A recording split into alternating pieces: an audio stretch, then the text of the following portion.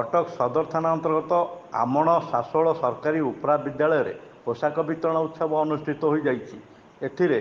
मुख्य अतिथि भाव आमण पंचायतर सरपंच मानसी पृष्टि, समिति सभ्य राजकिशोर पट्टनायक, विद्यालय प्रधान शिक्षयित्री सरोजिनी सेनापति, शिक्षाविद बाबाजी चरण भोल, पार्थसारथी सेनापति, प्रदीप्त कुमार दास, बनमाली भई समेत विद्यालय परिचालना कमिटीर समस्त सदस्य सदस्या जोगदे छात्र छात्री मानू पोशाक बंटन करते।